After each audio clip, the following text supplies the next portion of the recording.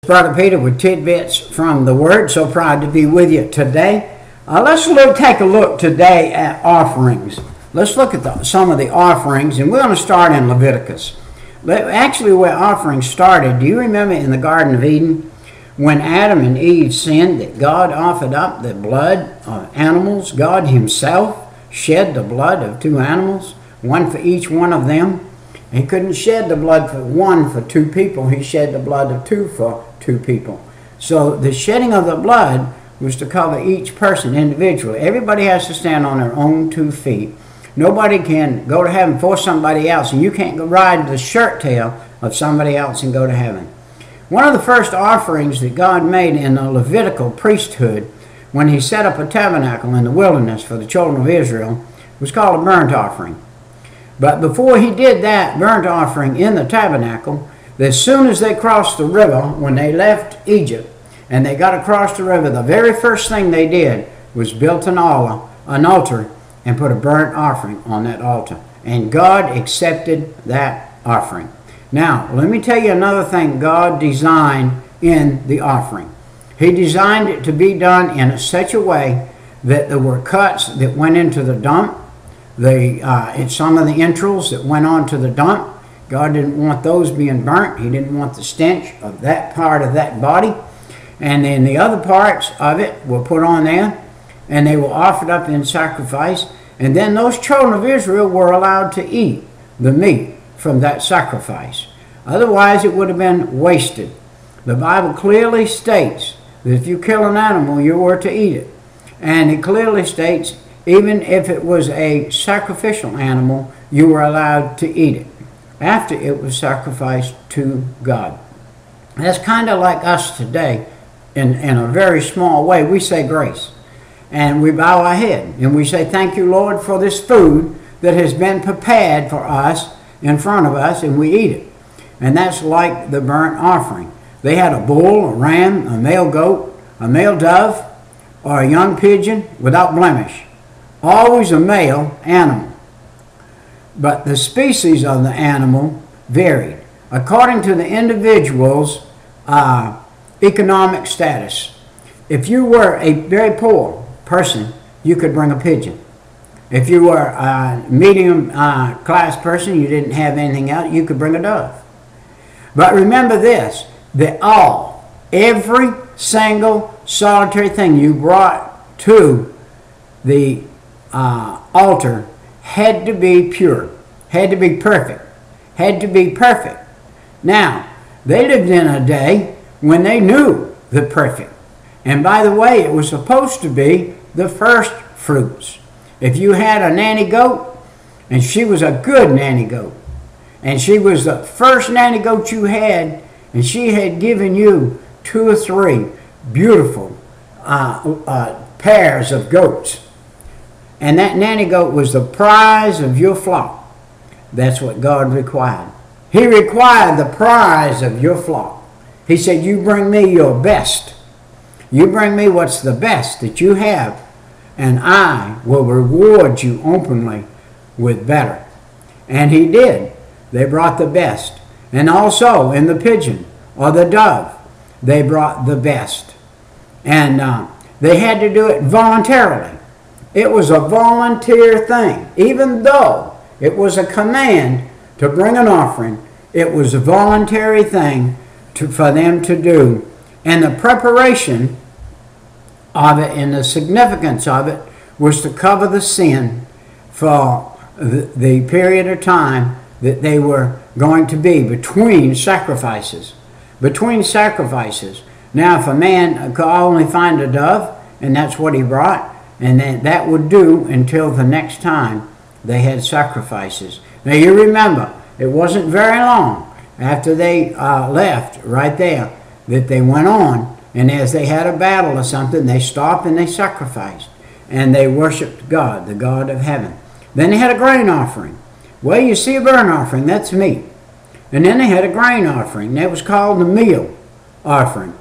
And it was a tribute offering. Here's some people. They've got this little basket of grain. And in this little basket of grain, there's enough there for the family. And they say, we got enough right here for our family. But God requires that we bring a handful over here and we put it in this offering plate. And it was voluntary.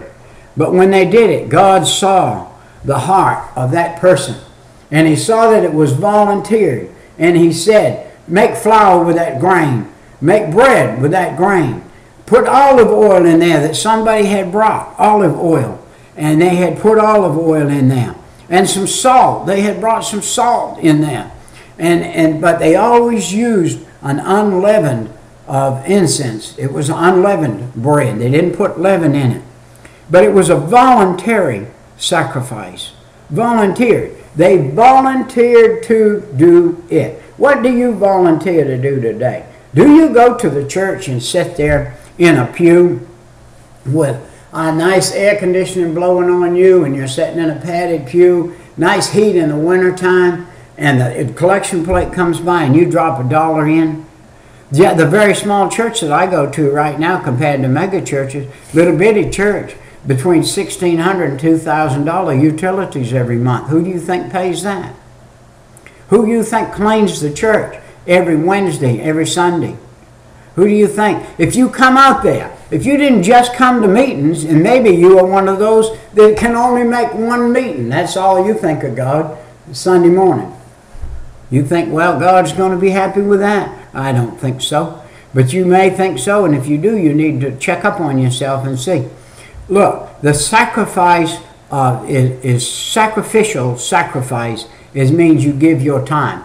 Get up on Sunday morning. You say, well, I have to get up on Monday morning and go to work. I know you get up at 5 o'clock on Monday morning and go to work, and you can't be at church on time at 10:30 on Sunday morning. You walk in late, the preacher's half done preaching, and you come in and you say, well, everybody can see me now. I'm here.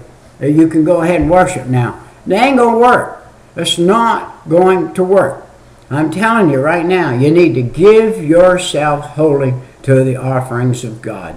Fellowship offering, also called a peace offering, which was the thanks offering, which was a viewed offering, which was a free will offering, which was any animal without blemish, with spices of the animals, a variety according to individuals of their economic status. And you could bring a grain offering, an animal offering. This is a free will offering. This is an offering you just bring free. Hey, when you come to church on Sunday, do you have an extra Bible laying in your house somewhere? You bring it down there and free will say, I understand you give Bibles out. Here's a Bible you can give out. By the way, I had somebody do that with me just a little while ago, and I turned right around. Within 5 minutes, there was a person there that wanted that Bible and that set of books and whatever it was.